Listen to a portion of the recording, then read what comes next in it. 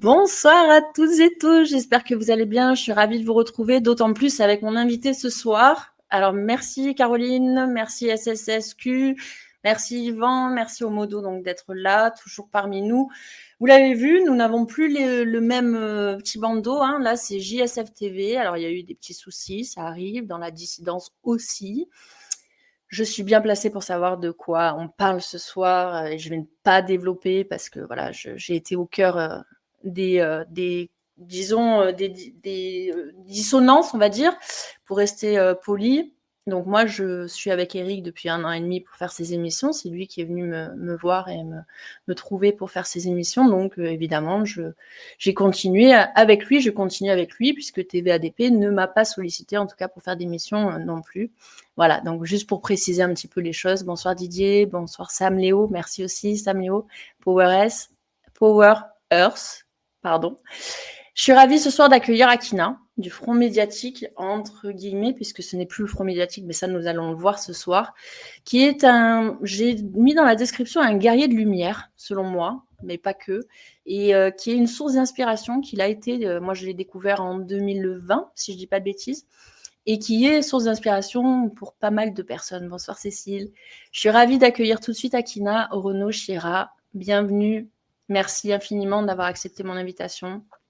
C'est un bon moment que j'avais envie de te retrouver, puisqu'on s'était vu, je crois, en 2020 ou 2021, je ne sais plus. Tu m'avais invité gentiment à une ou deux mêmes émissions et on s'était retrouvés sur pas mal de points, notamment durant la crise dite sanitaire par rapport à la défense, la protection des enfants. Donc, je suis ravie de te retrouver ce soir. Merci d'être là. Je vais te laisser te présenter, Akina. Ouais, bonsoir Lise. Bonsoir à tous les auditeurs qui sont avec nous. Merci aussi à la technique et à tous les gens qui permettent à cette émission d'exister. Et donc, c'est un plaisir d'avoir un échange ensemble, tout simplement, parce que ça permet de continuer à faire du lien. On a besoin de ce lien-là. Vu qu'on est encore assez minoritaire aujourd'hui, tous ces gens qui ont fait un pas de côté, qui pensent différemment le monde et qui voient plus le monde comme le dirait Icaros sur Essentiel News, le niveau zéro des médias mainstream. Et bien, c'est important que tous les gens qui sont dans d'autres niveaux de réalité puissent se rencontrer, s'unir, se mettre en lien, collaborer, tisser des liens de confiance, des toiles de confiance. Je pense que c'est vraiment une nécessité pour demain parce que face aux événements qu'on vit déjà, mais aux événements futurs qui vont être sûrement encore plus rempli de défis individuels et collectifs. Je pense que c'est excellent, tout ce qu'on fait chacun individuellement et collectivement à travers tous ces médias, toutes ces associations, tous ces mouvements divers et variés. Ben merci. Et en tout cas, moi, ce que j'aime aussi, c'est voir la progression et le changement, le pas de côté, comme on se disait en off, qui a pu opérer et qui s'opère chez bon nombre d'eux. Alors au début, on disait résistants, dissidents, bon, on ne sait plus trop quel mot mettre. En tout cas, hors de la doxa, hors de la pensée schématique globale, on va dire, qui réfléchit, qui pose des questions, qui se pose des questions, mais qui questionne aussi le monde. Et c'est ça qui est intéressant parce que, bon, toi, tu me disais quand même, ça fait, tu l'as déjà dit dans des émissions, mais ça fait quand même 18 ans au moins que tu es investi, engagé. En tout cas, après le Front médiatique, je ne me rappelle plus exactement la date à laquelle tu l'as créé, tu vas nous préciser ça. Et voir un petit peu ton parcours et aussi ton changement peut-être de regard par rapport à tous ces phénomènes, toute cette information, parce que tu le dis, je vous invite, on vous a mis en lien dans les commentaires le lien du site internet Le Front médiatique qui, il va nous l'expliquer Akina, s'est transformé en la bonne nouvelle. Mais c'est important de continuer effectivement d'informer et pour autant c'est aussi fatigant, épuisant et voilà, donc tu vas nous expliquer un petit peu ce parcours-là. Moi, c'était ça qui m'intéressait dans cette émission à cœur ouvert, c'est aussi de pouvoir se parler entre nous et de voir notre cheminement personnel et de pouvoir aussi peut-être inspirer, en tout cas semer des graines chez les autres aussi, qui n'en sont pas au même degré peut-être d'éveil que nous actuellement, peut-être, mais... Mais c'est toujours difficile de parler de soi parce que le parcours d'un être humain, comme tout un chacun, il est rempli de tellement d'événements dans une vie et même nous, des fois, on a du mal à comprendre ce qu'on peut vivre et qu'est-ce qui nous amène à évoluer. Donc, c'est toujours difficile. Mais moi, en gros, en 2007-2008, je suis parti en Nouvelle-Zélande. Je suis tombé sur un documentaire sur le 11 septembre qui a été le déclencheur, on va dire. Je suis tombé de l'armoire en 2008 avec Loose Change 2 présenté par un Néo-Zélandais dans un salon en Nouvelle-Zélande au mois de janvier 2008. Et quand je suis revenu en France pour continuer mes études d'ingénieur dans le bâtiment, j'ai tout simplement, je suis devenu entre guillemets un nouvel être humain, parce que le 11 septembre a été la porte d'entrée pour me permettre de comprendre que tout ce qu'on me racontait depuis que j'étais petit, je sais pas, par exemple, quand j'étais petit, on me demandait d'amener des sacs de riz pour l'Afrique qui mourait de faim. En fait, avec Bernard Kouchner à l'époque, j'ai compris qu'en fait tout ce qu'on m'a raconté depuis que j'étais petit, en fait, tout ça c'était que une histoire remplie de mensonges. Et donc le 11 septembre a vraiment tout détruit, ma représentation du monde, ma compréhension du monde. Et donc j'ai eu l'impression d'être aussi d'avoir été presque violé dans mon intégrité, parce que c'est un mot qui est fort, mais je l'utilise et je l'assume, parce qu'en fait, c'est comme si on m'avait menti depuis que j'étais tout petit, donc on avait abusé de moi, de ma naïveté, de mon innocence, de cette candeur de l'enfance. Et donc, je suis arrivé à 20 ans en Nouvelle-Zélande, où tout un monde s'est effondré. Et donc, quand je suis rentré en France en 2008, j'ai continué mes études donc dans le bâtiment en tant qu'ingénieur, et je me suis informé pendant depuis 2008, depuis 18 ans, je passe mon temps à m'informer pour tenter de comprendre le monde. Donc, j'ai eu des phases où je me suis intéressé plus à la géopolitique, des fois plus à l'économie, des fois plus à la santé. J'ai eu des phases comme ça sur plusieurs années. Et donc, j'ai créé en 2011 Information, qui était un relais médiatique qui a valorisé pendant près de 10 ans des réalisateurs indépendants, des médias indépendants, des journalistes indépendants, des artistes indépendants qui proposaient un autre regard sur le monde. Et donc, pendant près de 10 ans avec Information, j'ai valorisé ce que réalisaient d'autres êtres humains qui faisaient un travail merveilleux, mais qui était inconnu du grand public, que moi j'avais découvert grâce à ce voyage en Nouvelle-Zélande et grâce à ce Néo-Zélandais et ce documentaire Loose Change. Et donc, pendant 10 ans, ça m'a vraiment animé. Ça m'a permis à la fois de continuer cette quête de vérité dans tous les domaines de la société. Vu que tout était faux, il fallait tous reconstruire une nouvelle représentation du monde. Et donc, j'ai fait à la fois de l'information sur Internet, mais j'ai aussi fait plus de 600 expositions de rue à Toulouse, avec des affiches, des infographies, des livres, des DVD, des brochures. On a produit aussi avec Information 5 DVD qui étaient des compilations vidéo, où il y avait entre 10 et 25 heures de vidéo qu'on distribuait dans une centaine de commerces en France. On a distribué plus de 25 000 DVD sur le territoire avec Information. Puis aussi, comme je disais, des livres, des brochures, des infographies. Et on faisait aussi des ateliers d'éducation aux médias dans les écoles, dans les établissements scolaires, ce qui marchait super bien, surtout collège, lycée. Et on a fait aussi un peu d'université et de primaire, mais voilà, c'était plutôt le lycée et l'université le plus intéressant. Et donc, quand le Covid est arrivé, on a tous été enfermés chez nous. Et donc, je pouvais plus faire d'expo de rue, je pouvais plus alimenter les commerces en DVD. Le DVD était en train de devenir obsolète. Les ateliers dans les écoles, c'était mort. Donc, je me suis dit, que faire? Et je me suis dit, après plus de 10 ans de recherche de la vérité, pourquoi pas je vois plein de citoyens qui prennent la parole face caméra, pourquoi pas le faire? Et donc, j'ai commencé en 2020, en mars 2020, au début du Covid, le front médiatique après Information. Près de 10 ans d'information. Et donc, j'ai fait avec le front médiatique, je sais plus, 500 ou 600 émissions, principalement des interviews, mais j'ai aussi fait des revues de presse, quelques enquêtes d'investigation. J'ai fait aussi des tables rondes, des soirées de soutien, des soirées où je mettais en avant aussi des artistes engagés. J'avais une vingtaine de séries à peu près sur le front médiatique. Puis voilà, le Covid est passé, 2023, puis l'envie aussi de faire des choses dans le réel, dans la matière. Donc, j'ai construit ma roulotte, une roulotte dans laquelle j'habite actuellement, où je fais cette interview, une roulotte de 30 mètres carrés que j'ai construite de mes mains pendant plus d'1 an et demi en complément de mes activités. Puis après, l'âge avançant, je me suis dit ce serait peut-être bien un jour aussi d'avoir un petit cocon, ta petite maison, ton petit terrain. Et donc, je me suis dit peut-être que ce serait bien aussi d'aller chercher un peu d'argent, parce que j'ai fait tout ça bénévolement pendant près de 15 ans. 14 ans précisément au RSA, où je vivais avec quelques centaines d'euros par mois, et donc j'avais aucune ressource financière pour pouvoir acquérir une propriété. Donc, je me suis dit, pourquoi pas aujourd'hui proposer tes services en tant que journaliste citoyen professionnel, entre guillemets. Et donc, j'ai la chance maintenant, depuis près de 3 ans, de travailler avec Citizen Light, et depuis un peu moins d'1 an avec Essentiel News, qui sont 2 médias qui m'ont fait confiance, malgré que j'ai pas de carte de presse, malgré que j'ai pas fait d'école de journalisme. Et je les remercie du fond du cœur pour leur confiance, et de faire confiance à un citoyen qui n'a pas de formation et qui essaie humblement, de la plus belle des manières possibles, faire un travail de journaliste pour dans une démarche de recherche de vérité, et pour partager au plus grand nombre à ceux qui sont intéressés par ces sujets, et d'avoir accès à ces informations-là. Et tout ça faisant, 2025, une année avec beaucoup de rebondissements à titre personnel, dans lequel je rentrerai pas forcément, c'est des détails dans ma vie familiale et personnelle, qui ont fait que j'étais un peu à bout de souffle. J'avais l'impression d'avoir un peu fait le tour de la question. Je suis ni expert en économie, ni en géopolitique, ni en santé, ni en gouvernance, mais j'ai la prétention, après 15 15 ans, enfin, j'avais la prétention avec moi-même au bout de 15 ans d'avoir fait un peu le tour de la question, avoir mis un peu, comme je le disais dans ma vidéo de transition du Fromatique à la bonne nouvelle, j'avais l'impression un peu d'avoir mis le nez dans la merde pendant 18 ans sur toutes les horreurs du monde. Évidemment, un des sujets les plus emblématiques qui me touche particulièrement, c'est les réseaux pédocriminels et les réseaux satanistes, qui sont pour moi le summum de l'horreur, de l'inhumanité de notre époque. Et dont malheureusement trop peu de gens ont encore aujourd'hui conscience. Et donc j'ai décidé de garder ce feu intérieur, cette flamme intérieure, en valorisant des penseurs, des personnes inspirantes, des actions, des initiatives concrètes qui préparent le monde de demain. Aussi développer tout ce qui est philosophie, théologie et ésotérisme aussi, parce que je pense qu'il y a un déséquilibre dans le monde matérialiste d'aujourd'hui, entre, comme le disait mon grand-père, que j'ai cité dans cette vidéo de transition, l'être humain a 2 jambes, une jambe droite, une jambe gauche. S'il marche que sur la jambe droite matérialiste, il est déséquilibré. S'il marche que sur la jambe gauche, on va dire plus spirituel, lié au monde de l'invisible, au monde du subtil, au monde de la foi, il peut être déséquilibré. Et donc, j'ai eu envie de faire ce pas aussi plus vers la jambe gauche, pour tout en ayant conscience des horreurs du monde, qui a clairement un complot pour la guerre contre les peuples, comme le dit Résurrect Claire Sévrac, avec la tromperie universelle, comme le dirait George Orwell.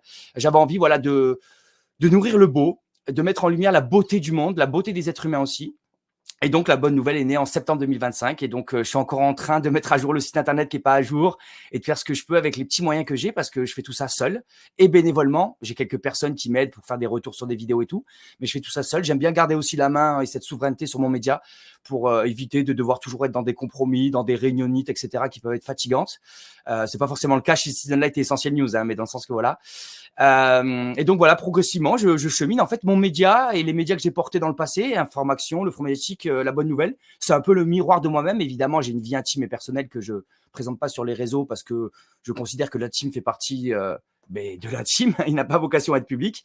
Mais voilà, ces médias-là et ce chemin que je vis, en fait, est un peu et de ce que je propose, c'est un peu le miroir de mon cheminement personnel que je propose humblement, vraiment. Sans ambition, ni de notoriété, ni de visibilité, même si évidemment je fais un travail pour valoriser mes productions, mais voilà, j'ai pas d'ambition quelconque, qu'elle soit en politique ou en termes de personnage public.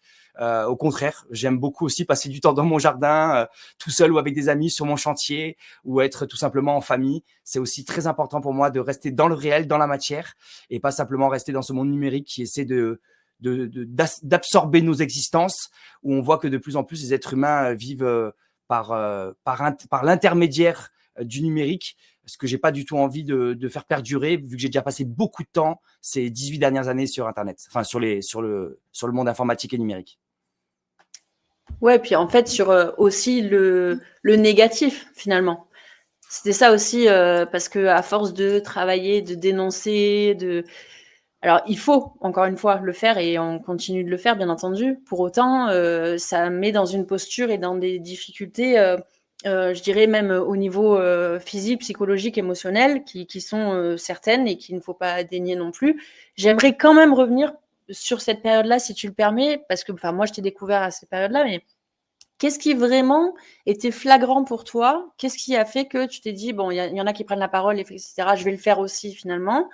Est-ce qu'il y a eu un élément particulièrement déclencheur ou pas, plus que le 11 septembre finalement, ce que tu as découvert? Avant de répondre à ta question, je veux bien rebondir sur la remarque du début. Je pense que c'est vraiment important de mettre en lumière toutes les horreurs du monde. Et c'est ce que j'ai fait pendant 18 ans. Et je remercie du fond du cœur tous les frères et sœurs qui le font encore aujourd'hui, parce qu'en fait, on a besoin d'eux.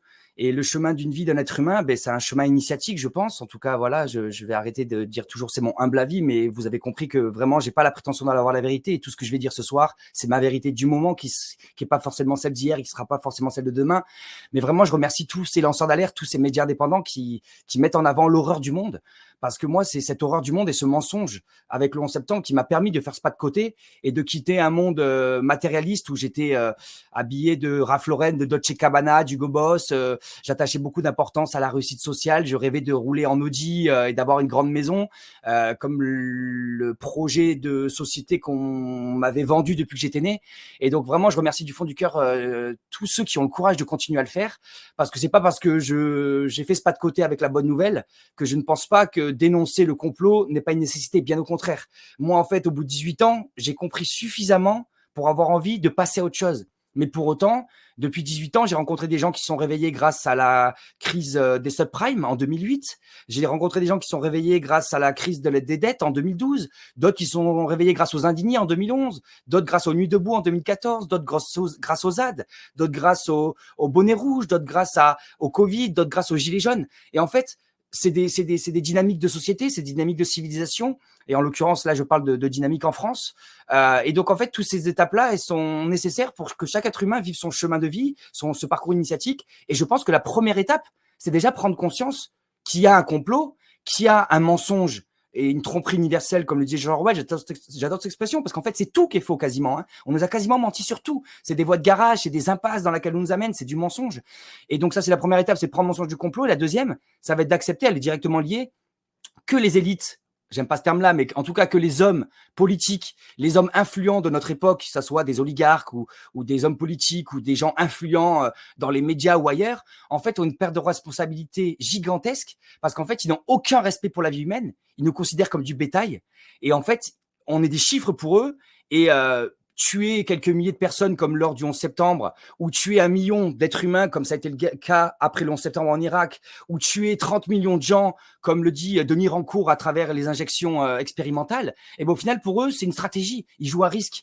Et donc il faut prendre conscience, vraiment c'est fondamental, que les gens aujourd'hui qui nous gouvernent ou qui ont du pouvoir sur cette terre n'ont aucun respect pour la vie humaine, ne respectent rien des lois naturelles, des lois universelles ou des lois divines, chacun les appelle comme il veut. Et donc ça, je voulais vraiment dire que je soutiens et que je suis profondément touché et que je pleure encore, j'allais dire chaque jour, plus forcément chaque jour, parce qu'aujourd'hui j'essaie de cultiver une paix intérieure, mais je pleure intérieurement chaque jour pour tous mes frères et sœurs qui n'ont pas la chance d'avoir un toit, pour tous ceux qui n'ont pas la chance d'avoir du pain sur leur table, pour tous ceux qui n'ont pas la chance d'avoir de l'eau potable dans leur maison. Et en fait, c'est tout simplement un monde qui est d'une violence extrême et qui, moi, m'a détruit en partie, même si j'ai gardé toujours cette espérance depuis 18 ans où j'ai un feu intérieur. J'ai eu la chance d'être gâté par la vie de ce feu intérieur qui est un peu inépuisable, même si il s'épuisait un peu, d'où la bonne nouvelle. Mais voilà, en tout cas, je voulais dire que je suis profondément conscient et je subis la violence du monde chaque jour.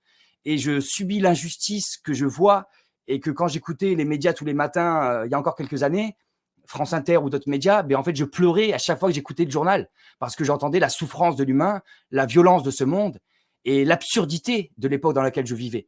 Donc vraiment, voilà, pour moi, c'est pas du tout être dans le déni ou oublier l'horreur du monde. C'est au contraire avoir conscience de l'horreur du monde et vouloir proposer un monde selon moi ce que j'aimerais qu'il soit demain pour un nouveau champ des possibles. Voilà. Et excuse-moi, je suis un peu long, je suis un peu bavard, mais voilà, souvent j'interviewe les gens, donc j'en profite. C'est très bien, je te remercie, au contraire. Mais c'est ça qui m'intéressait, c'est ce que je t'ai dit, hein, de savoir qui tu étais, ton cheminement personnel aussi, parce que tu inspires beaucoup de personnes. De toute façon, comme j'ai dit en description, un guerrier de lumière, en tout cas, moi, quand je t'ai découvert, j'aime beaucoup ton côté à la fois calme, aligné, congruent et en même temps déterminé, tu vois. Et ça, c'est une grande force. Alors peut-être que dans la vie perso, privée, tu n'es pas tout le temps comme ça parce que tu restes un être humain et il ne faut pas idéaliser tout le monde. Mais, et c'est moi, ce qui m'intéresse, c'est ce cheminement-là de, une fois que j'ai fait le tour, ça fait 18 ans que je dénonce et j'ai compris le système, comment il fonctionne et que si on reste dans ce système-là, de toute façon, ce ne sera pas une boucle vertueuse, au contraire. Maintenant, qu'est-ce qu'on fait? Et qu'est-ce qu'on en fait de tout ça? Et comment on peut...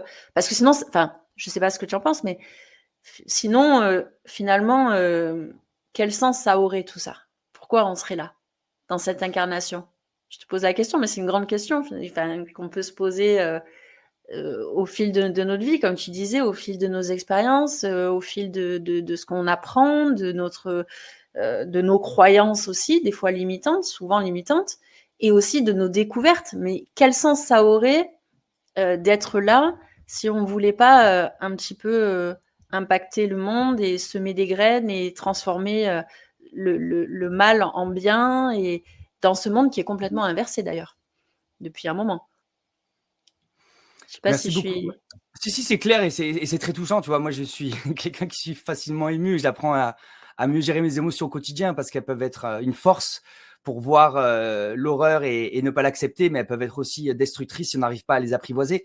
Je veux déjà dire que pour moi, tous mes frères et sœurs que je rencontre sont inspirants. Ça veut dire qu'aujourd'hui, je suis ce que je suis grâce à moi-même et je renie rien de chemin et des moyens que je me suis offert à moi-même pour devenir ce que j'ai envie de devenir, chaque jour un peu plus. Mais je veux dire, moi, c'est mes rencontres. C'est les rencontres que j'ai faites de tant de frères et sœurs. En 18 ans, vous imaginez même pas le nombre de frères et sœurs que j'ai rencontrés humains. Juste les Gilets jaunes à Toulouse, quand je partais avec mon agorap, avec Riton et ma famille de cœur sur la manif tous les samedis à 14h pendant près de 4 ans, et ben en fait on arrivait là-bas à Jean Jaurès et on se faisait 100, 200 free hugs avec tous nos frères et sœurs. Et chacun de ces frères et sœurs m'ont inspiré par leur parcours, par leurs témoignages, par le partage qu'ils m'ont fait de ce qu'ils comprenaient du monde, qu'ils comprenaient de la vie, du monde de l'invisible, etc. Et donc, je pense qu'il ne faut pas sous-estimer le fait qu'on s'inspire tous les uns les autres et que c'est important de se rappeler qu'on est tous extraordinaires et qu'en fait, souvent, on a le syndrome de l'imposteur et moi le premier. C'est des fois dur pour moi d'être face caméra. C'est pour ça que j'ai mis 10 ans à le faire parce que j'ai l'impression de me dire, mais attends, je suis qui, moi, Akina pourquoi je prendrais la caméra? Pourquoi je prendrais du temps de 100 personnes qui vont m'écouter ce soir pendant 2 heures raconter mes conneries Et donc, souvent, on a ce syndrome de l'imposteur, mais il faut savoir qu'on a tous nos parts de lumière et nos parts d'ombre et qu'en fait, on est tous inspirants et qu'on a tous aussi nos faiblesses et je peux être inspirant peut-être comme ça des fois derrière la caméra, mais moi aussi, je suis rempli de schémas, de traumas, de carences, de zones d'ombre. Et moi aussi, j'ai ces phases-là dont je parle pas publiquement parce qu'en fait, pour moi, ça fait partie de mon intime. Et publiquement, mon message, c'est un message de force, un message d'espoir, un message de colère qui se transforme en force d'action. Et donc, c'est ça que j'ai envie de partager. Et d'ailleurs, quand j'ai ces phases plus difficiles dans ma vie personnelle, je les vis même souvent loin de ma famille de cœur ou de ma famille de sang parce que c'est des choses que j'ai envie de vivre avec moi-même. Et j'ai l'impression d'avoir plus de... C'est plus riche pour moi de vivre ces moments difficiles avec moi-même plutôt que le vivre avec les autres parce que c'est des moments intérieurs où je me retrouve avec moi-même, où j'essaie de mieux me comprendre et de mieux apprendre et de mieux savoir où je dois aller et quel est le message de mon corps, quel est le message de mon intuition, quel est le message de mon 6e, de mon 7e ou de mon 8e sens. Voilà. Et donc après, je me pose la même question que toi. Des fois, je me dis, mais à quoi bon? Je vis dans un monde où les êtres humains s'écoutent plus, où les êtres humains ne se respectent plus eux-mêmes, où les êtres humains ne s'aiment plus des fois eux-mêmes. J'ai l'impression des fois de plus aimer les êtres humains qui s'aiment eux-mêmes quand je vois comment certains se font du mal ou se parlent mal à eux-mêmes ou se respectent pas dans leur mode de vie, dans leur hygiène ou dans un emploi qui les détruit, qui continue jusqu'au burn-out. Et à quoi bon vivre dans un monde où on pourrait nourrir 10, 20, 30 milliards d'êtres humains et on n'est que 8 et on n'est même pas capable de nourrir 2 tiers de la planète aujourd'hui. À quoi bon de vivre dans un monde où il y a des êtres humains qui font des sacrifices d'enfants et qui boivent leur sang pour pouvoir vivre plus longtemps? Quel est le sens de ce monde où il y a des êtres humains qui veulent l'immortalité et ils veulent mettre en place le transhumanisme et se greffer leur cerveau dans un ordinateur ou se congeler pour pouvoir demain, avec des nouvelles technologies, se régénérer?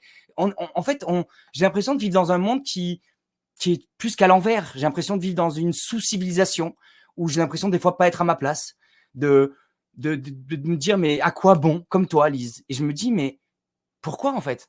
Pourquoi je vis sur une terre qui est magnifique, où tous les matins je vois ces oiseaux qui chantent sur mon balcon, enfin sur ma terrasse en l'occurrence, où je vois mes poules qui sont si heureuses de me voir apporter leur nourriture, de voir ces boucs et ces chèvres et ces moutons qui sont en liberté dans mon village et qui viennent des fois dans mon jardin et que j'ai la chance de contempler, de voir mes chats jouer, de voir la beauté de cette mamie qui est en face de chez moi, qui a 75 ans avec son mari de 85 ans et avec qui j'échange souvent et qui m'offre des petits repas et à qui je donne des services, enfin j'offre des services de bois ou d'autres choses pour la remercier et être solidaire de manière intergénérationnelle. Donc à quoi bon cette horreur quand je vois la beauté de ce qui m'entoure? Eh ben, je me dis, malheureusement, qu'il y a des choses sur lesquelles je peux pas agir. Je suis pas un Superman, je suis pas un super-héros, ou si je le suis, ben, on l'est tous. On est tous des super-héros. Je suis pas Dieu, ou si je le suis, ben, on l'est tous. On est tous une part de Dieu. Mais à quoi bon? Ben, au final, si on concentre son regard uniquement sur les horreurs du monde, eh bien, évidemment, on va s'enfermer dans cette représentation du monde. C'est ce que j'ai fait pendant beaucoup d'années, où j'avais toujours cet amour. Moi, j'ai un amour pour mes frères et sœurs, un amour pour la vie, pour le vivant, pour la création. Et donc, j'ai jamais sombré vraiment dans la déprime pendant des semaines ou quoi. Ça m'est jamais arrivé. Enfin, ça m'est arrivé en revenant de Nouvelle-Zélande. Pendant un an et demi, ça a été dur de prendre la pilule rouge et de comprendre qu'on m'avait menti pendant 18 ou 20 ans de vie. Mais je veux dire, après, j'ai toujours eu cette espérance. Mais pour autant, si on s'enferme uniquement à regarder les horreurs du monde, eh ben en fait, on ne peut pas construire et voir la merveille du monde. Parce qu'en fait, on parle toujours des trains qui n'arrivent pas à l'heure, mais 95% des trains arrivent à l'heure. On parle toujours de Monsieur X qui a agressé Madame Y dans la rue pour lui voler son portable, mais on parle jamais de Monsieur X qui a ramené le portable qu'il a trouvé dans le train pour le redonner aux objets trouvés de la mairie pour que Madame puisse le retrouver. Et en fait, en permanence, les médias, on va valoriser en fait ce qui dysfonctionne, ce qui est en désaccord, ce qui fonctionne pas en fait, ce qui marche de travers. Alors qu'en fait, il y a beaucoup plus de choses qui marchent et qui fonctionnent que de choses qui fonctionnent pas.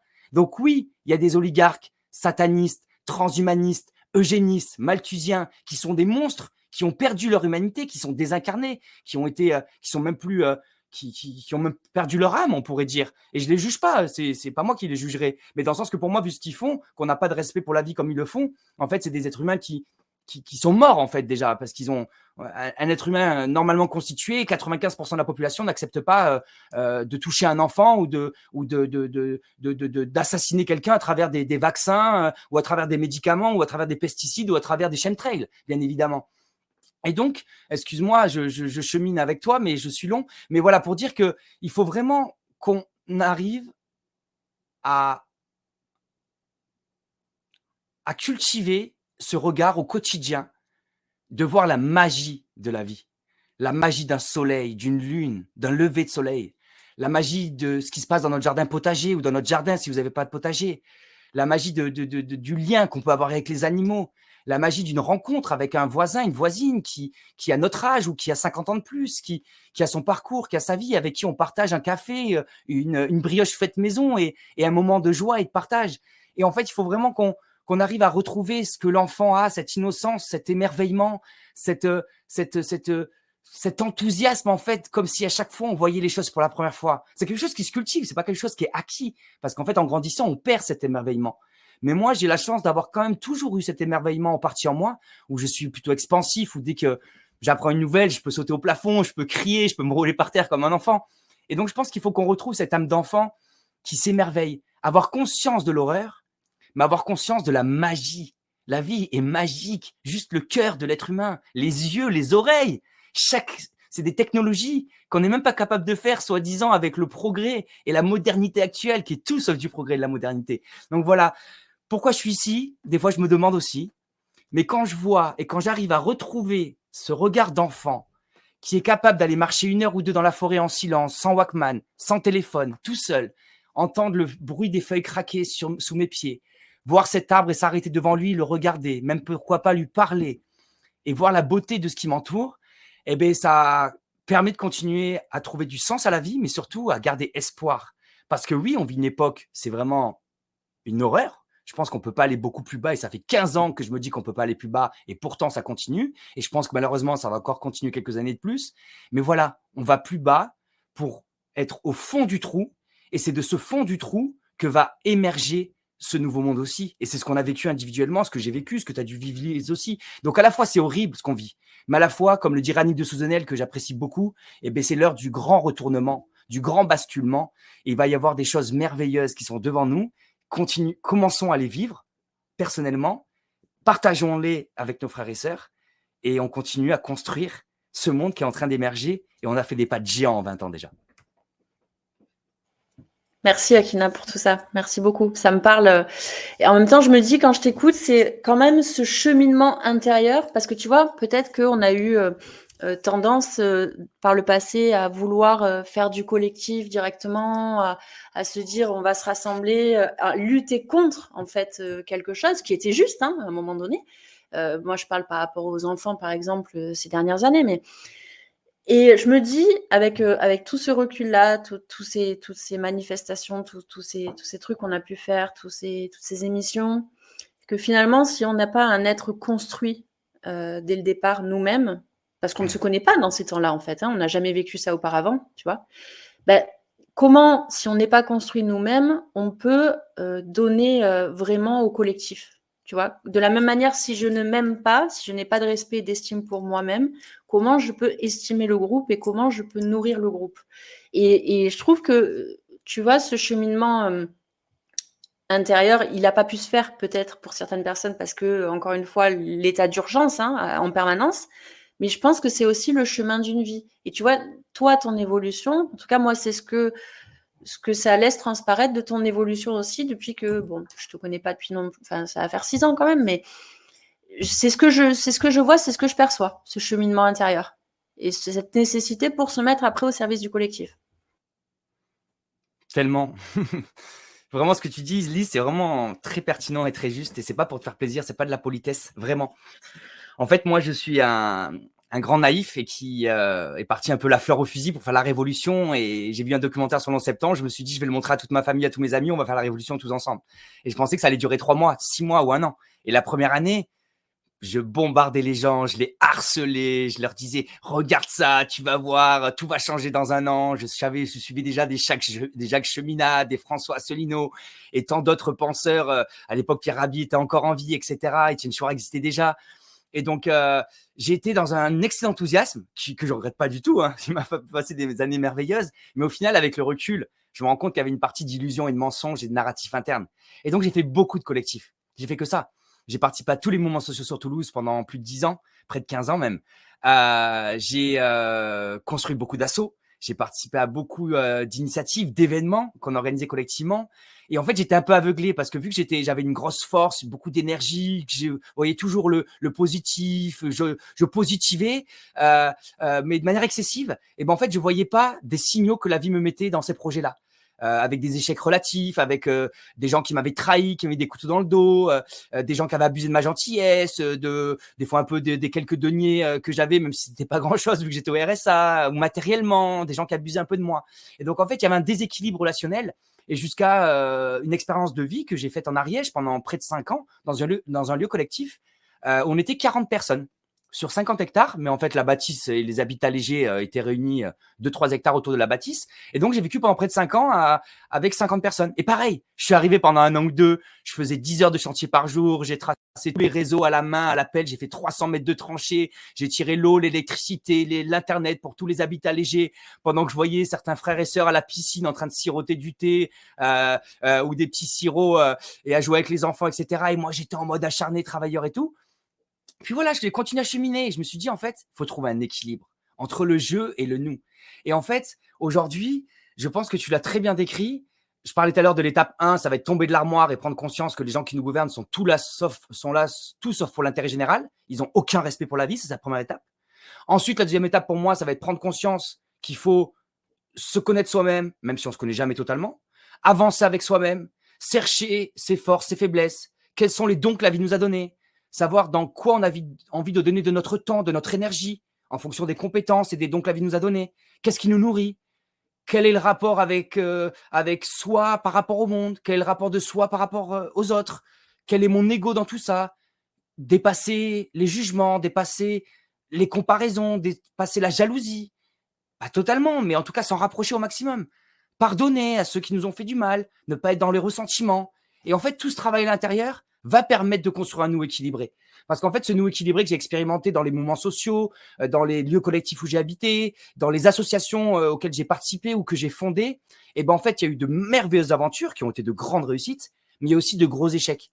Des êtres humains qui se respectaient pas, eux-mêmes, avec eux-mêmes. Parce qu'ils dormaient pas assez, parce qu'ils mangeaient de la merde, parce qu'ils allaient de réunion en réunion et ils achetaient des sandwichs triangulaires Donat à 1,90 € remplis de merde pour leur santé, parce que ils prenaient pas soin de leur famille, parce que vu qu'ils étaient tous les jours dans des réunions d'assaut ou dans des mouvements, en fait, ils voyaient même pas leurs enfants grandir, etc., etc. Et donc, en fait, un déséquilibre permanent que j'ai vu, parce qu'en fait, il y avait pas eu ce travail individuel qui avait été fait. Et donc, je dis pas qu'il faut faire que l'un ou que l'autre, évidemment, les deux en même temps. Mais je pense que si on fait ce travail individuel, ces collectifs, ils vont perdurer dans le temps, alors que la plupart des collectifs que j'ai cités ont disparu. Même le lieu où j'habitais en Ariège a duré pendant 9 ans. Et là, il vient de fermer ses portes au mois de décembre, donc il y a quelques semaines. Alors que c'est un lieu qui était 40 personnes, 1 million d'euros d'investissement, des milliers de personnes accueillies et formées sur 9 ans d'expérience. Donc ça reste une super expérience positive, un laboratoire social et humain qui a été fait. Et je remercie tous les gens qui l'ont fondé, tous les gens qui ont participé. Et c'est vraiment une magnifique aventure. Mais ces projets-là, souvent, ils périclitent où ces associations-là aussi, il y a des tensions humaines, des tensions relationnelles, des problèmes de communication, des problèmes à faire des compromis, à trouver des organisations, enfin des structures de gouvernance, à réussir à des fois à laisser parfois des leaders décider, même si on n'est pas d'accord avec eux, en se disant qu'ils font du mieux possible. Et donc, en fait, je pense que si on fait ce travail d'abord avec nous-mêmes, ce sera beaucoup plus facile de faire perdurer des écolieux, des associations, des médias indépendants, des mouvements sociaux sur du long terme. Et pour finir, tu as dit un truc qui m'a beaucoup plu. On fait beaucoup d'émissions. Combien de millions ou de milliards d'heures d'émissions sont disponibles aujourd'hui en français sur la toile? Je ne sais pas, mais je pense que c'est peut-être 1 milliard d'heures. Et aujourd'hui, je pense qu'on a aussi questionné, d'ailleurs, c'est ce que j'aimerais faire sur le média, mais ça fait 6 mois que je dois le faire, je ne l'ai toujours pas fait, même presque 1 an que je dois le faire, c'est je m'informe pourquoi, je m'informe et après. Parce qu'en fait, s'informer, c'est hyper important, ça permet de mieux comprendre le monde. Et après, on peut s'informer aussi sur tout ce qui est plutôt philosophie, sociologie, psychologie, théologie, pour plutôt se comprendre soi-même. C'est hyper important. Mais à un moment, il faut aussi transformer ça dans le réel, dans la matière. Parce qu'avoir l'information, c'est juste la première étape. Après, l'information qu'on va accumuler va permettre de développer de la connaissance. Et cette connaissance va pouvoir potentiellement se transformer, si on se donne les moyens, en savoir. Puis après, ça va aussi se transformer en mode de vie, dans notre mode de vie. Comment est-ce que tous les jours, je prends un temps pour pouvoir être en lien avec la vie, avec la nature? Est-ce que tous les jours, je prends un temps pour être en lien avec mon souffle de vie, ma respiration? Est-ce que tous les jours, je prends un temps pour prendre soin de mon corps, de mes muscles, de mes os, à travers des étirements, peu importe, que ce soit du yoga ou autre chose? Est-ce que tous les jours, je prends un temps pour aussi mon cerveau, donc ma compréhension du monde à travers une information indépendante et libre, comme le font les médias alternatifs? Mais il y a besoin d'un équilibre. Et si on s'enferme en fait simplement à accumuler, un peu comme ça serait une sorte de boulimie, quoi, une boulimie de l'information, où tous les matins on se lève, la première chose qu'on fait, on regarde Toxin qui fait un super travail, puis après sur la route en allant au travail, on se met un podcast de je sais pas qui, puis après entre midi et 2, on repart sur son portable et on regarde les dernières actus sur Telegram. Le soir on rentre, on regarde le live sur TVA, DP ou ailleurs. C'est super, nous on est heureux, on est des journalistes, on est des lanceurs d'alerte, on est des vidéastes et on vous propose du contenu. Donc évidemment ça nous fait plaisir que vous nous regardiez. Mais c'est pas la finalité, en tout cas c'est pas la mienne. La finalité c'est pas que je fasse 1000 vues ou 10 000 vues. Je préfère faire 100 vues et que les 100 personnes qui m'ont regardé, j'ai participé un petit grain de sable à faire que ça transforme leur vie au quotidien, mais pas les enfermer derrière l'écran. Aujourd'hui, je sais plus, on passe 5, 6, 7, 8 heures par jour devant l'écran. Combien d'heures on passe avec nos frères et sœurs? Au travail, on va se mettre sur son smartphone plutôt que parler à ses frères et sœurs. Donc oui, son frère et sa sœur, ils pensent pas comme nous. Il dit des conneries et il est injecté et il pense que Macron, il est gentil. Là, je vais un peu loin. Il y a plus beaucoup de Français qui pensent ça, mais tout ça pour dire que, enfin voilà, j'arrête. Je fais 10 minutes par réponse. Je suis désolé. Mais je t'en prie, au contraire, c'est le but. C'est vraiment le but et je te remercie pour tous ces partages. Et tu vois, ce que tu disais là, c'est important aussi de se connecter au réel. Et moi, ce qui m'exaspère, c'est, par exemple, ça va faire 17 ans que je regarde plus la télé. Tu vois. Et en fait, malheureusement, mais malheureusement, sur nos canaux, en fait, je reçois tous les jours des extraits coupés. Enfin, tu vois, donc en fait, on retombe et ça fait le lien aussi avec ce que tu as dit sur les associations, les mouvements aussi qui se sont créés et qui se créent encore. On est encore enfermé dans ces schémas-là de l'info pour l'info et de ce système aussi pyramidal. Ça fait le lien avec l'espace, l'écolieu dont tu parlais. Tu vois, où il faut des fois désigner un chef et on va écouter le chef, etc. On est encore dans les schémas de répétition de l'ancien monde. Et c'est là qu'on voit aussi nos limites et le travail encore à faire sur soi, il me semble. Tu vois, même sur ne serait-ce que ces médias, parce que, encore une fois, je t'ai dit, quand toi-même, et si jamais c'est pas par mon téléphone que passe l'information des médias mainstream, que je ne regarde plus depuis 17 ans, ben en fait, ça passe par l'école, ça passe par le centre aéré, tu vois, pour mes filles. Enfin, de toute façon, ça va s'infiltrer dans ta vie, même si tu as coupé, toi, la télé. Et des fois, c'est compliqué. J'ai envie de dire aux personnes, arrêtez, j'ai les infos, je les ai sur Telegram, je les ai sur WhatsApp, je les ai sur Messenger, je suis hyper informée, et trop même, parce que même, tu vois, des séquences Macron, par exemple, je m'en passerais bien, en fait. Tu vois, je ne le regarde pas. En fait, j'ai fait sécession depuis un moment, parce que c'est ça aussi de se construire, de s'aligner, c'est-à-dire que moi, il me concerne pas, ce mec. C'est pas mon président, c'est pas mon gouvernement, c'est pas mes médias. Ça ne me concerne pas, tu vois. Et malheureusement, encore une fois, ça s'implique dans ma vie. On m'impose ce genre de choses, alors que j'ai fait sécession depuis longtemps avec ça. Je sais pas ce que tu en penses de ce que je suis en train de te dire. Ben, j'ai exactement le même cheminement que toi. Ça fait 17 ans aussi, pareil que toi, que j'ai plus la télé. Voilà, même si j'ai eu peu la télé parce que mes parents nous fixaient des règles dans l'usage de l'écran à la maison. Donc, j'ai pas non plus passé trop de temps à la télé. C'était pareil avec l'ordinateur à la maison quand j'étais jeune, j'étais mineur. Mais tout ça pour dire que c'est pareil aujourd'hui, même sans m'informer. Moi, je me suis désabonné de quasiment tous les canaux Telegram. Je le dis sincèrement, hein. Moi, je soutiens tous les médias indépendants. Mais vraiment, je les soutiens. Même des fois, ça m'arrive de faire des dons malgré que j'ai pas des ressources énormes. Mais je veux plus avoir accès à ça parce qu'en fait, j'y ai accès sans le vouloir. J'y ai accès parce que quand je vais au sport, et ben mes collègues de sport me parlent de ce qui se passe dans l'actualité. Parce que s'il y a un événement très important sur mon territoire en France ou dans le monde, et ben en fait j'ai l'info quand je vais acheter mon pain le matin et que je rencontre mes voisins qui vont m'en parler. Ou dans tous les cas je vais avoir l'info. Et donc très souvent je dis aussi aux gens, ben, c'est pas très souvent, c'est tous les jours, j'envoie des messages aux gens. Merci de ne pas m'envoyer toutes ces informations-là. Je suis débordé d'informations. J'en ai suffisamment. Je n'ai pas le temps de tout consulter. Merci pour votre gentillesse et votre démarche et le geste. Mais merci de prendre aussi en compte ma demande. Voilà. Des fois, je suis obligé de le répéter 3, 4, 5, 10 fois avec certains parce que chaque information est la plus importante. Et on a toujours l'impression que tous les jours, il y a une information qui va tout faire basculer. Et moi, pendant 18 ans, j'attendais le grand soir. J'attendais l'information qui allait faire que le monde allait changer du jour au lendemain, qu'on allait découvrir que les élites étaient tous des pédosatanistes et que du jour au lendemain, tous les êtres humains allaient monter à l'Élysée, qu'on allait construire une démocratie parfaite. Et ça, au fond de moi, il y a toujours une petite part de moi qui a cet espoir-là, parce que j'ai une part d'enfant. Mais ça, c'est quand même un regard assez enfantin.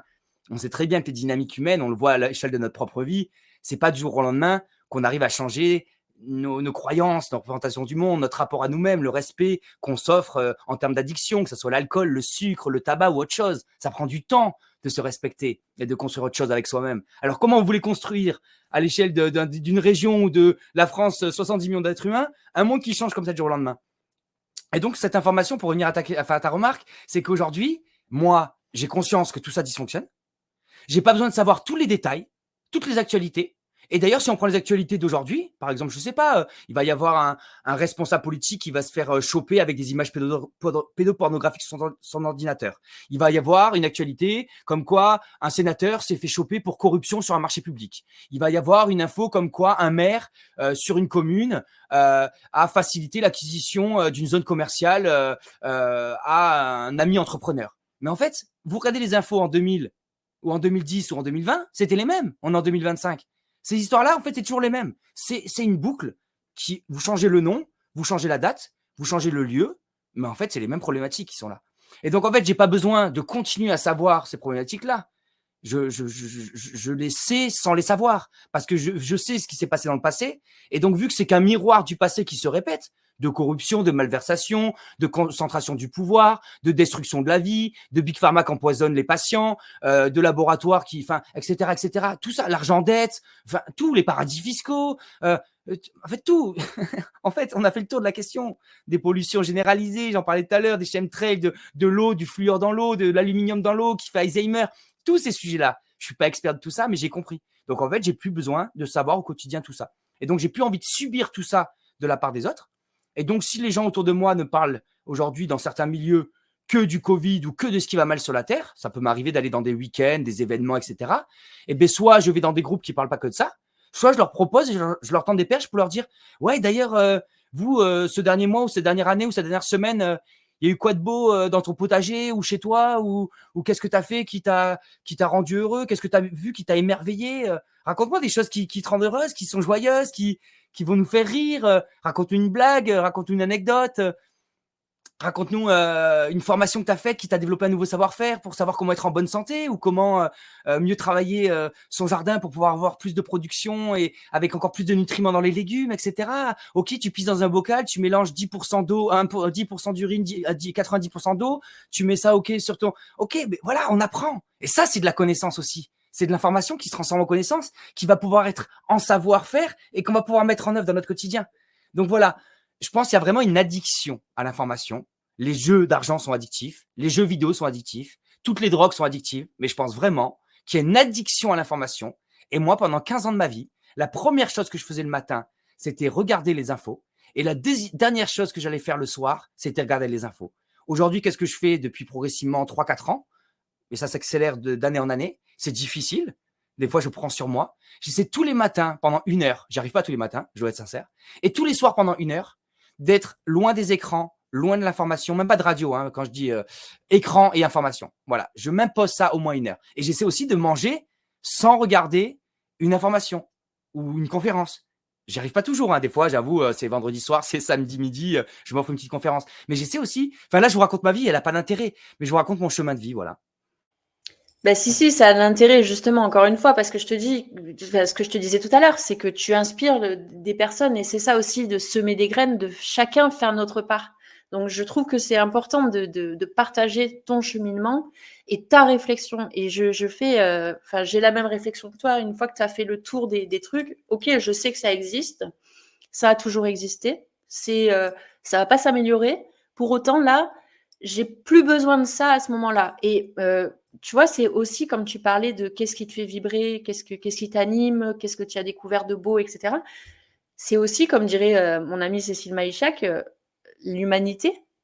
Juste de garder, en fait, ça qui fait que nous sommes des êtres à part et nous sommes des êtres de lumière aussi et que nous n'avons pas forcément toujours besoin du mauvais, du laid, justement, dans ce dans quoi on veut nous engluer, nous laisser scotcher pour exister et pour être et pour tu vois, parce qu'il y a beaucoup de personnes qui se sont notamment révélées un petit peu durant les crises, tu vois, qui ont trouvé comme un sens à leur vie d'un coup parce que et c'est pas grave, enfin c'est ok en fait, hein, et encore une fois chacun le réveille au moment où, mais c'était un peu des acteurs de crise et après maintenant on est passé à autre chose. Qu'est-ce que je fais? Je vais où?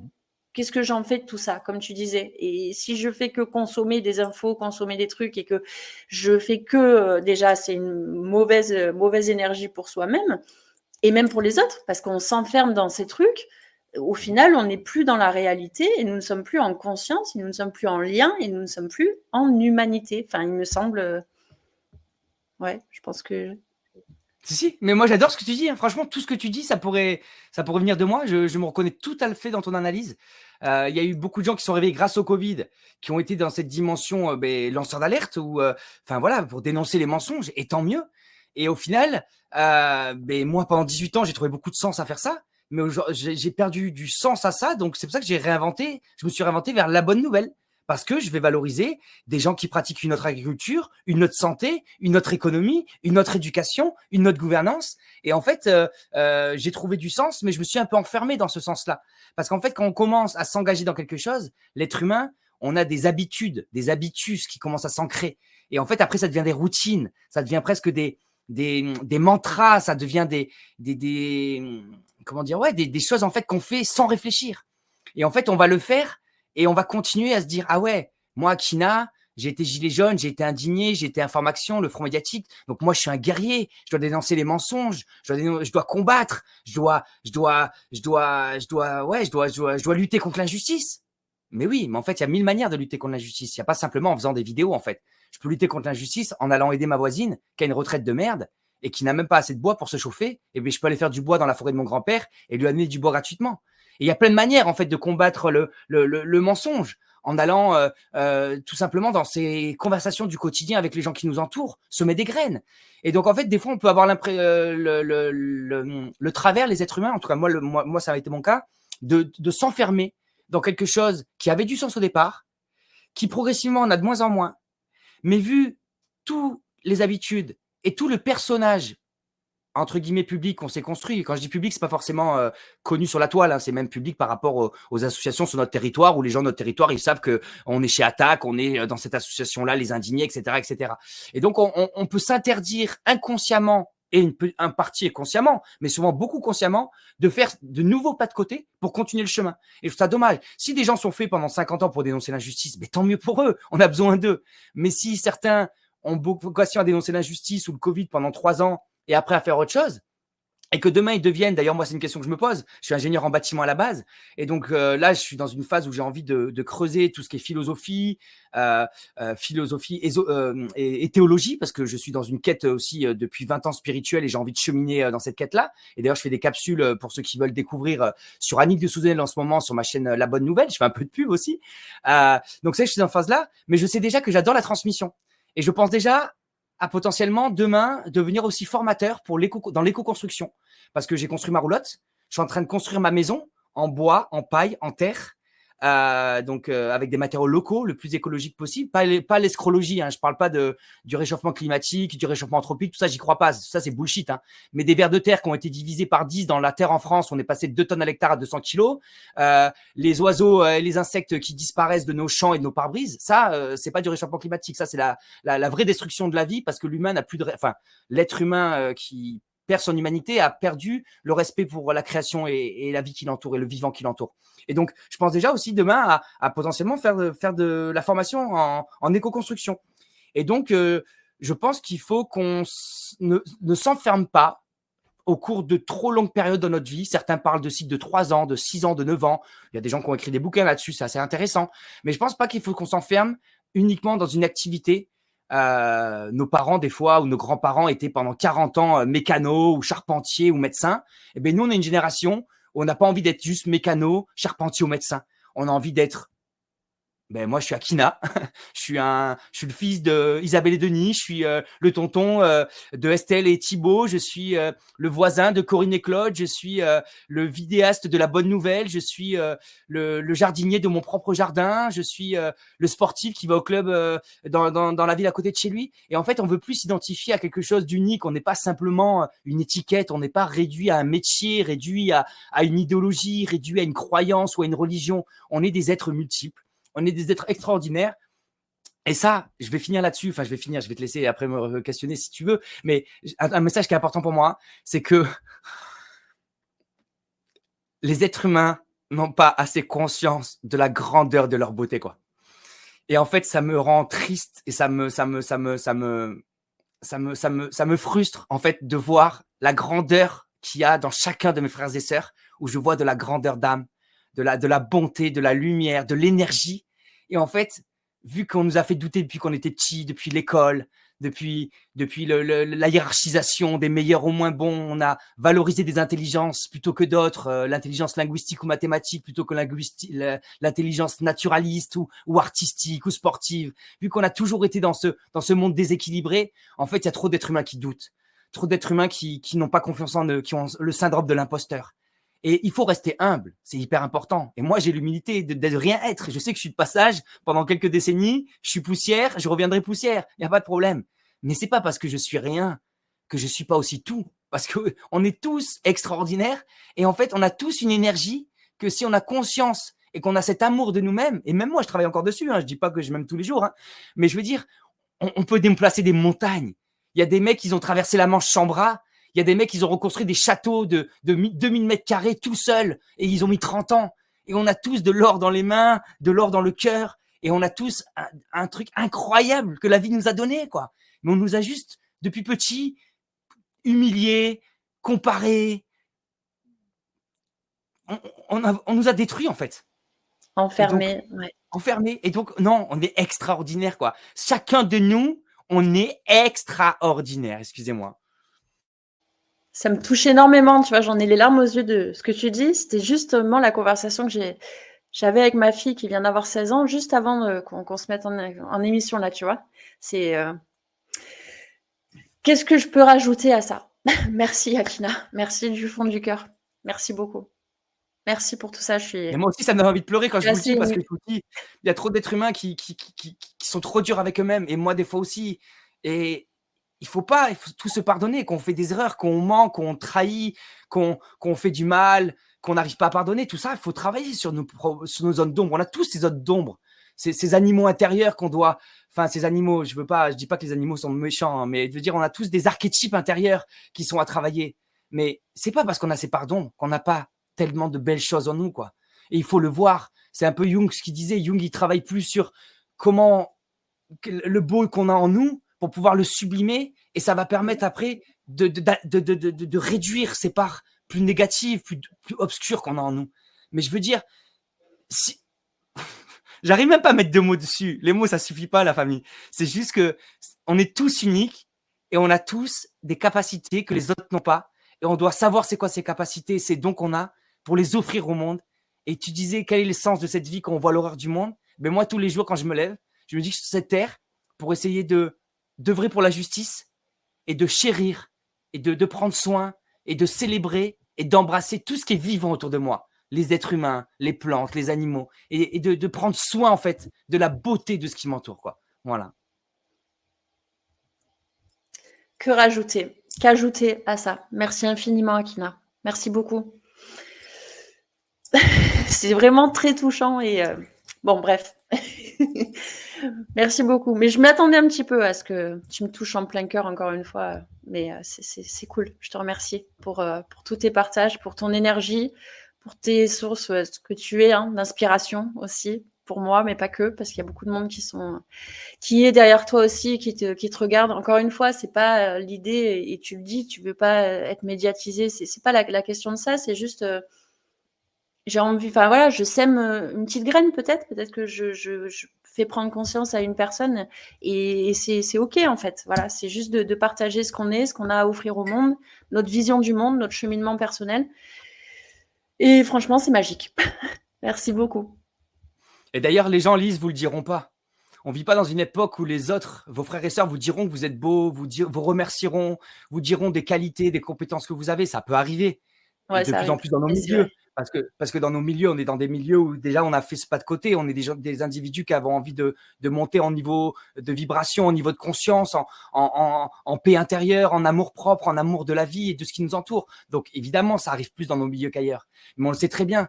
Qu'on va revoir, moi j'ai la chance d'avoir une famille extraordinaire, mais qu'on va dans certains milieux de famille ou des amis qu'on avait il y a 5, 10, 15 ans qui ont pas évolué comme nous, mais ils vont pas nous dire ouah, ce que tu dis, c'est beau. Ouah, ce que tu as fait, c'est impressionnant. Oh, ils vont être encore des fois dans de la jalousie en disant ouah, t'as vu son potager comme il est beau, j'aurais trop aimé faire pareil, moi j'arrive pas. Mais en fait, c'est pas ça. En fait, il faut s'émerveiller de ce que l'autre fait de beau. Parce qu'au moins, vous pourrez vous émerveiller de ce que vous faites de beau. Et n'attendez pas que les autres vous disent que vous êtes beau, parce que les autres vous le diront pas forcément pour des raisons nombreuses. Mais n'oubliez jamais que vous êtes beau, la famille. C'est important. Et si on n'a pas conscience qu'on est beau, pas se mentir à soi-même, hein. Pas se dire je suis parfait, je suis une star, je suis super aux autres. C'est pas du tout ça. C'est savoir ses carences, savoir ses faiblesses, se rappeler de ses traumas, de ces soirées où on était tout seul à pleurer comme une merde et à se dire qu'on était une merde et que la vie n'avait pas de sens. On est tous passés par là quasiment sur cette terre. D'accord? On a tous vécu des drames familiaux, des gens qui sont malades autour de nous, qu'on a accompagnés dans la maladie. C'est pas être dans une candeur du genre tout est beau, tout est parfait, tout est rose, de pouvoir de l'intention. C'est pas ça du tout. C'est accueillir ces moments de douleur, de tristesse, ces défaillances et accepter qu'on les a, mais pouvoir sublimer, pouvoir c'est simplement les accueillir sans vouloir les combattre et pouvoir les sublimer et les dépasser, les transformer, et bien c'est être dans ce beau, dans cette transformation. Et Annick de Souzenel, elle dit il n'y a pas de mal, il y a l'accompli et le non encore accompli. Donc aujourd'hui, les monstres qui nous gouvernent, qui sont des monstres, hein, ils n'ont plus aucune humanité ces gens-là. Enfin, en tout cas, il ne reste pas grand-chose. Et bien, au final, on peut se dire qu'ils passent par là pour pouvoir se transformer. Donc oui, leurs actes ont des conséquences dramatiques. Parce que derrière, c'est des êtres humains qui travaillent, qui dorment dans leur voiture. Derrière, c'est des êtres humains de 15 ans qui sont à l'ASE, qui se prostituent. Derrière, c'est des êtres humains qui peuvent plus faire qu'un repas par jour ou pas se chauffer leur maison parce qu'ils n'ont pas assez d'argent. Donc il y a de la souffrance. Donc on leur pardonne pas ce qu'ils font. Ou en tout cas, on n'oublie pas. Mais on doit, d'une certaine manière, leur pardonner. Et construire une société qui permet, à tout un chacun de vivre de la manière où tout le monde est respecté dans ce qu'il est, où chacun vit comme il a envie de vivre, dans le respect des autres aussi, sans imposer son choix aux autres, et construire voilà, un monde tout simplement comme on l'a tous envie. Hein. Tous les êtres humains veulent le bonheur, la paix et l'amour. Hein. On veut tous ça. C'est ça. On demande pas grand-chose quand même, bordel. Non mais c'est très beau ce que tu dis et je vois un petit peu les commentaires là. Et en fait, c'est ça, c'est de pouvoir juste vivre en accord avec soi-même, une fois qu'on a choisi un petit peu et été lucide sur ses envies et ses compétences aussi, et qu'on nous embête pas en fait. C'est ça, vivre en paix. C'est exactement ça. Je voulais dire un truc, mais je l'ai perdu. Je sais pas si ça se voit. Je pense que ça se voit. Non, ça se voit Je pas suis du tout. désolée. Non, ça se voit pas du Je tout. pensais à quelque chose et j'ai. Bon, Non, c'est mais passé. C'est tu le fais passé. trop bien. Non, franchement, moi, j'ai pris beaucoup d'espace et je m'en excuse plus parce que tu m'as dit d'arrêter de m'excuser. J'ai pris beaucoup d'espace, mais moi, tout ce que tu m'as partagé, vraiment, je me sens. Mais c'est là que je vois qu'en fait, il y a une universalité, en fait, Ouais. dans tes propos, dans les miens. Et on n'impose rien aux autres et on n'est pas forcément d'accord sur tout. Mais il y a un tronc commun universel, qu'on soit de générations différentes, même sur d'autres continents. Il y a, je sais pas, par exemple, juste un exemple. Vous prenez l'association Via Campesina. C'est une association de paysans. Il y a des paysans d'Asie, d'Amérique, d'Europe et d'Afrique. Et d'Océanie Ah aussi, ouais. mais pas beaucoup. Et bien, cette association, c'est des paysans qui se réunissent pour demander, faire des revendications pour des réformes agricoles. Ils veulent tous la même chose. Ils sont tous de cultures différentes, parce que la culture amérindienne, c'est pas la même que la culture maori, et c'est pas la même culture que la culture nippone ou ailleurs. Et en fait, il y a un tronc commun dans l'humanité. Et c'est ce que nous disent toutes les traditions. Les traditions amérindiennes, enfin américaines, du continent américain ou africaines, ou les philosophies asiatiques, bouddhistes, taoïsme, hindouisme, ou les religions du livre, les 3 grandes religions, elles disent toutes la même chose. On a tous un tronc commun en termes de valeurs et d'aspiration et d'envie de créer un autre monde. Et là, nous, dans nos vies, on vit un chemin initiatique.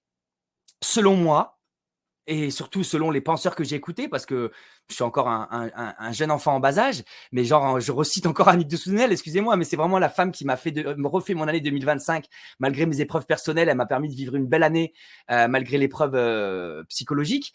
Elle dit, en fait, l'humanité, elle est en gestation, l'humanité aussi. Nous, on est en gestation au cours de nos 50 ou 100 années de vie, mais l'humanité, elle est en gestation de génération en génération.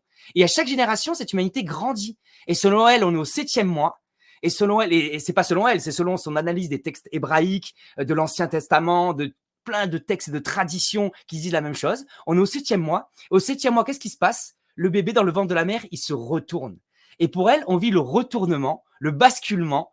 Et donc, on vit cette période-là. Et donc, peut-être qu'on va vivre qu'un petit bout, mais on le voit déjà. Moi, je le vois. Il y a 20 ans, les AMAP, ça n'existait pas. Il y a 20 ans, la June, ça n'existait pas.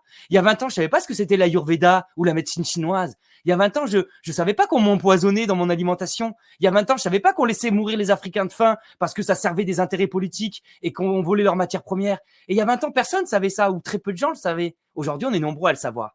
Donc, oui, c'est douloureux parfois. Oui, ça prend du temps. Mais c'est comme avec soi-même, le monde est notre miroir, et donc le monde a besoin de temps. Je ne crois pas en la révolution du grand soir. Je ne dis pas qu'il n'y aura pas de grand basculement. Hein. Peut-être que demain, grâce à Étienne Chouard, on va mettre en place une constituante, on va se retrouver à 3 millions à l'Élysée à Paris, et on va rentrer dans l'Assemblée nationale, et pendant 2 ans, on va réécrire la constitution à l'échelle citoyenne. Ça va être des grands soirs. Mais ce ne sera pas des grands soirs qui vont tout changer non plus. Parce qu'à un moment, il y a besoin de révolution intérieure, de révolution agricole, de révolution sanitaire, de révolution numérique, etc., etc. Akina, merci beaucoup. J'ai retrouvé le mot que je cherchais tout à l'heure, c'était la lucidité, finalement. Tu vois, ça m'est venu il y a quelques jours de garder cet équilibre. Je sais, je fais un pas de côté. Pour autant, j'ai pas les yeux fermés, j'ai les yeux grands ouverts, mais qu'est-ce que j'en fais et qu'est-ce que je suis dans ça? Tu vois, ça m'est venu cette semaine-là. Et merci beaucoup, encore une fois. Merci pour tous tes Avec grand partages, plaisir. Akina. Et Avec grand plaisir. évidemment, on se refait une nouvelle émission quand tu peux, quand tu veux, avec grand plaisir. Avec grand plaisir. Et je rajoutais à ton mot lucidité, qui est pour moi un synonyme. Je ne suis pas un grand littéraire, mais je le deviens avec mon activité journaliste. C'est le discernement. Ouais. Voilà. C'est pour moi, ça va dans le même sens. Avoir dû faire preuve de discernement dans cette époque. Ne fonçons pas, tête baissée, à chaque mouvement. Je ne veux pas rentrer dans le détail, c'est la fin de l'émission. Mais c'est pas parce qu'il y a un mouvement qui se lance, quel qu'il soit, qu'il faut juste y aller. Il faut regarder, prendre le recul, analyser, être lucide, avoir du discernement. Et puis, mon mot de la fin, c'est souvent un peu le même. C'est qu'en fait, chacun doit agir dans ce qui a du sens pour lui. Toi, tu agis avec ces émissions. Moi, j'agis avec d'autres. D'autres travaillent la terre. D'autres prennent soin des personnes âgées dans les maisons de retraite. Parce que oui, il y a encore beaucoup d'aides-soignants et d'infirmières qui prennent soin des personnes âgées dans les maisons de retraite. Ils ne sont pas tous injectés. Et ils ont des fois des faux passes. Et ils sont nombreux à être indignés aussi. Donc, ne soyons pas manichéens. C'est pas... Il y a dans toutes les corporations, dans toutes les classes de la société, il y a des gens sincères qui font un travail, des fois en sous-marin, qui sont courageux, qui changent le système de l'intérieur, d'autres qui le changent de l'extérieur. On est tous complémentaires et trouvons chacun où nous avons envie de mettre notre temps, notre énergie et notre amour. Et vraiment, c'est pas des mots, parce que un mot est limitant. Mais moi, je vous aime, la famille. Et sachez que il y a des choses qui nous dépassent, qui nous aiment aussi, et qui font que, malgré l'époque, il y a toujours des choses à venir qui sont merveilleuses et qui sont là déjà aussi aujourd'hui, à chaque instant de la vie. Merci. Merci beaucoup, Akina. Merci encore une fois. Merci Lise. Wow. Merci TVADP, JSF TV. Merci Réseau International. Merci à Eric qui est dans les coulisses. Merci à Eric aussi qui est dans les coulisses, Voilà. qui fait un sacré job aussi. Je vous souhaite une belle soirée. Merci à toutes et tous d'avoir été là. On se retrouve la semaine prochaine, même endroit, même heure. Pas la même personne, mais Akina reviendra s'il peut, s'il veut, avec grand plaisir. Et voilà, j'étais ravie de faire enfin cette émission avec toi, Akina. Prenez soin de vous, prenez soin de vos proches et ayez, comme disait Akina, ce discernement et cette lucidité. Et voilà, on continue d'avancer sur ce chemin de vie qui finalement, oui, c'est passionnant et c'est passionnant, c'est ça. Ce qui vient de pâtir d'eux, souffrir d'eux, mais qui est aussi salvateur. Donc, on y va et on continue. Merci encore. Prenez soin de vous, prenez soin de vos proches. Merci, Prends soin Akina. de toi aussi. Belle fin de Au revoir. soirée. Ciao la Toi famille. aussi. Merci. Merci. Ciao.